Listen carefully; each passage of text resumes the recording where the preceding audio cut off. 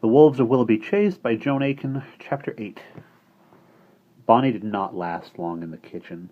The second time that the cook hit her with a frying pan, Bonnie picked up a sauce boot full of rancid gravy and dashed it in the cook's face.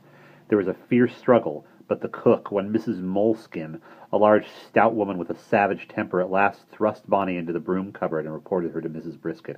Mrs. Moleskin was used to having a dozen terrified small slaves running around hither and thither at her beck and call, and announced that she would not have Bonnie working under her. Accordingly, after a punishment which consisted of losing all her meals for 2 days, Bonnie was put on to doing the outside work, which was considered a terrible degradation. In fact, she did not mind it half so much as being in the squalid kitchen. Outside work meant fetching in coal and kindling, lighting fires, sweeping the front and back steps, cleaning the windows and doorknobs, digging the front garden, and looking after the poultry. Bonnie, who was as strong as a pony, bore her 2 days' starvation with stoical fortitude.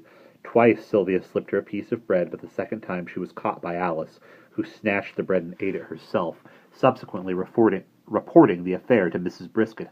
Sylvia had to forego her own supper, and after that Bonnie would not let her sacrifice herself. One dark, foggy afternoon, when Bonnie, shivering in her thin overall, was sweeping snow off the front path, she suddenly heard a familiar whisper from the other side of the front railings. "Miss Bonnie! Miss Bonnie!" "Simon!" she cried out joyfully, almost dropping the broom in her surprise. "Miss Bonnie! Why ever are you doing work like that?" "Hush!" breathed Bonnie, looking back to the house to make sure that Mrs. Brisket was not watching from one of the windows. "They've sent us to school here, Simon, but it's more like a prison. We can't stand it. We're going to run away." "I should think so, too," said Simon with indignation. "Sweeping paths, indeed. And in that thin apron, it's downright wicked." "But, Simon, what are you doing in Blastburn?" "Came in to sell my geese, of course," he said, winking cheerfully. "But to tell the truth, I was looking for you, Miss Bonnie. James and Pattern asked me to come. We was all uneasy about you and Miss Sylvia. What'll I tell them?" At that moment a coal cart appeared and stopped outside the house. The coal man banged on the front door, shouting, "Coal up! Coal up! Coal up!" Mrs. Brisket came out and ordered 30 sacks. "Here, you!" she said sharply to Bonnie. "Help the man carry them to the coal cellar. Who is that boy?" She eyed Simon suspiciously. "Geese for sale! Geese for sale! Anyone want my fine fat geese?" he called, displaying the 2 geese he was carrying under his arms. Mrs. Brisket's eyes lit up. She strode down the garden to the gate and prodded the 2 geese with a knowing finger. "I'll give you 5 shillings each for them, boy." "10," said Simon. "Ridiculous! Not a penny more than 7 shillings. 15 shillings for the pair, ma'am, and that's a special price for you, because I can never resist a handsome lady," said Simon impudently. "Gutter snipe," said Mrs. Brisket, but she paid over the 15 shillings and told Bonnie to put the 2 geese in the fowl run. In fact, the price was a ridiculously low one, as she well knew. "I'll carry in your coal for a brown, ma'am," Simon suggested. "Very well." She dug in her purse for another coin. "You can help the girl. The school inspector is coming to dinner in half an hour, and I don't want children running to and fro, getting in the way when he arrives." Simon picked up one of the sacks without more ado, and humped it across the garden to the coal cellar entrance, a flap door directly under Mrs. Brisket's drawing-room window. Mrs. Brisket unlocked the door as he tipped the coal down the chute and ran back for another load. By the time he returned, Mrs. Brisket had gone indoors, leaving the key in the lock. Simon glanced round to make sure that he was unobserved. The coal man, considering that his help was not necessary, had climbed back onto the seat of his cart and gone to sleep. Simon scooped a handful of snow aside and, pulling a knife out of his pocket, carved from the ground a hunk of yellow clay, which he warmed and rubbed in his hands until it was soft. Taking the large key from the cellar lock, he pressed it vigorously into the clay, first on one side, then on the other, until he had 2 clear impressions of it. Then he put the key back in the lock, whipped off his muffler, damped it with snow, and wrapped it carefully round the lump of clay, which he placed under some bushes. By the time Bonnie came running back from shutting up the geese, he was hard at work carrying his 5th sack of coal. "Don't you try to carry one, Miss Bonnie," he said with horror, as she went matter-of-factly to the cart. "They're far and away too heavy for you." I'll take them in the wheelbarrow, Bonnie said, and fetched it from the shed. Mrs. Brisket would dock me of my supper if she looked out and saw I was letting you do all the work. Does she do that? Simon was horrified. Does she starve you? Not me, Bonnie said cheerfully. I soon found out what to do. When she cuts one of my meals, I make up on raw eggs. I didn't much like them at first, but when you're really hungry, it's surprising what you enjoy. You mustn't stay here, Simon exclaimed. Will you help us to run away, Simon? That I will. But, Simon, if we're to escape, we shall need some clothes. That's what has been worrying me. She has taken our own things and our purses with our money so that we can't buy other things. And if we walked about in these overalls, everyone would know we had escaped from the orphan school. I'll bring you your clothes, he promised. The boys' things would be best. I go to feed the hens every evening at 6. You could meet me then, by the hen houses, as soon as you've got the clothes. If you went to Pattern, I'm sure she would give you something. The difficulty will be to get Sylvia out of the house.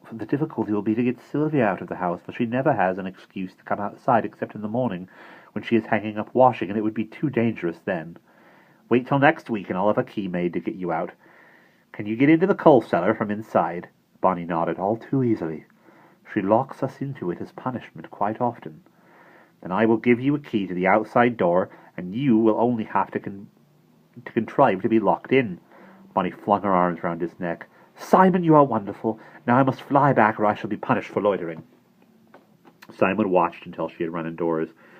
Then he shied the last lump of coal to wake the driver of the cart from his beery slumbers, carefully took his piece of clay from its hiding place in the laurel bushes, and holding it as if it were the most precious gold, walked swiftly away to find the nearest locksmith. Sylvia was obliged to miss her tea. She had been given a dress of Diana Brisket's to mend, and the task had taxed her skillful needle, so disgracefully torn were its delicate flounces. Her head ached, and her cold fingers were less nimble than usual. Consequently, the dress was not finished when Diana wanted it.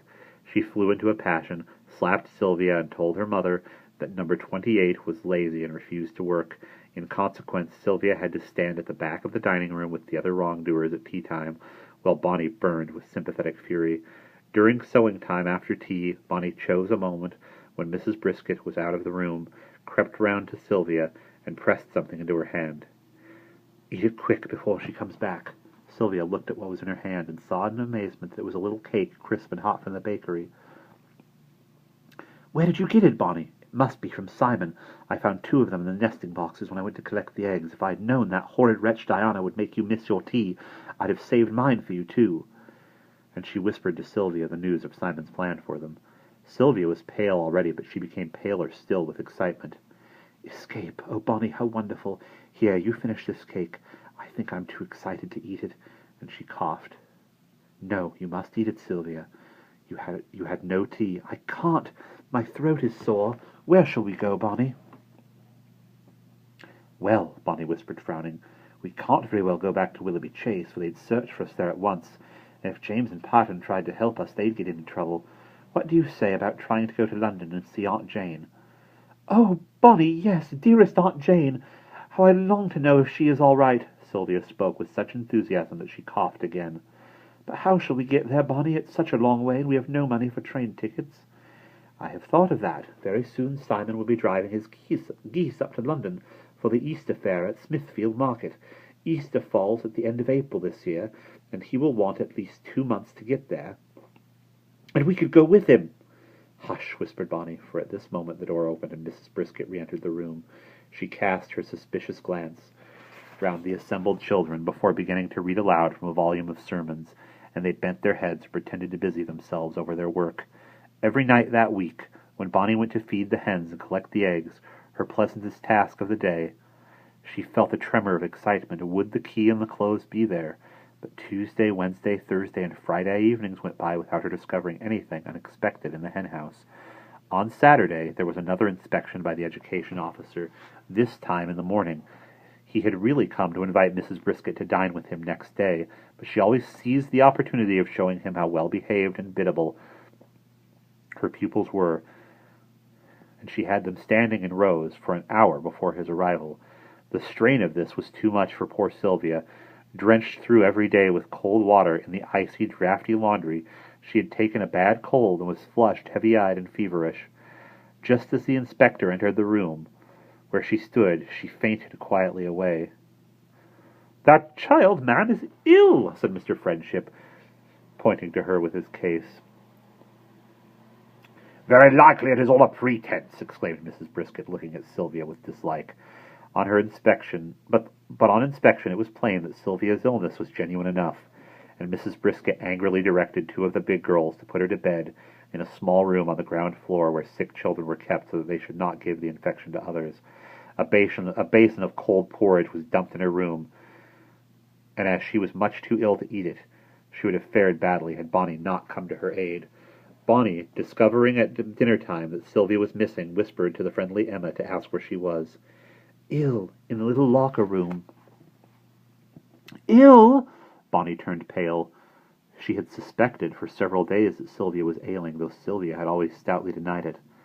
If she was ill, how could they escape? On the other hand, if they did not escape, what would become of Sylvia?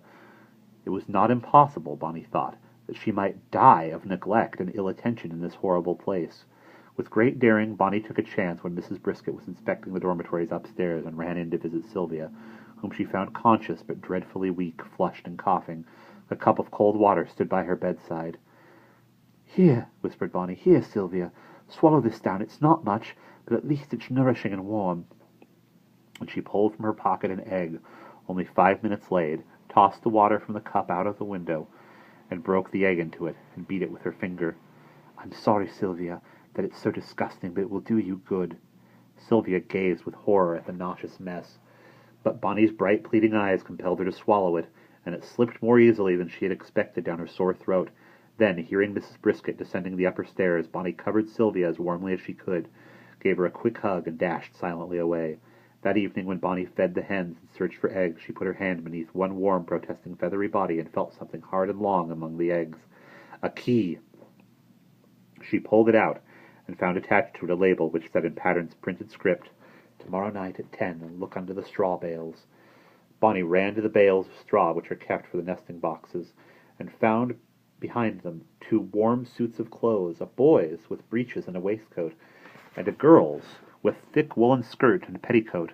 Both were of coarse material, such as tinker children wear, but well and stoutly made, and both had beautiful thick sheepskin jackets, lined with their own wool. In the pocket of each jacket was a golden guinea.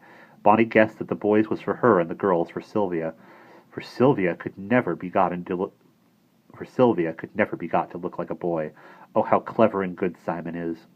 For Sylvia could never be got to look like a boy. Oh, how clever and good Simon is! He must have got Pattern to help him. But will Sylvia be able to travel? We must manage it somehow. She bit her lips in worry. Snatching the opportunity while it was dark and there was nobody about, Bonnie carried the 2 bundles of clothes indoors and hid them in the coal cellar behind a large mound of coal, while she was supposed to be filling Mrs. Brisket's evening coal scuttle and making up her fire. During the evening, she seized another chance to take a fresh egg to Sylvia and whisper the news to her. Poor Sylvia dutifully swallowed the egg and tried to be excited by the plan, but she felt so weak and ill that she was sure she would never manage the escape, though she dared not tell Bonnie this. Bonnie could see for herself, though, how frail Sylvia looked, and she became more worried than ever. Sunday passed in the usual tasks. Mrs. Brisket departed after 10 to the party at Mr. Friendship's, leaving the school in charge of her daughter Diana, who, as her custom was, began immediately to bully and harry the children, making them fetch and carry for her, iron her clothes, curl her hair, and polish her shoes. Mrs. Brisket had forbidden her to leave the house, but she had no intention of staying in, and was proposing to visit a bazaar on the other side of the town, having calmly taken some money from her mother's purse. And there we will pause.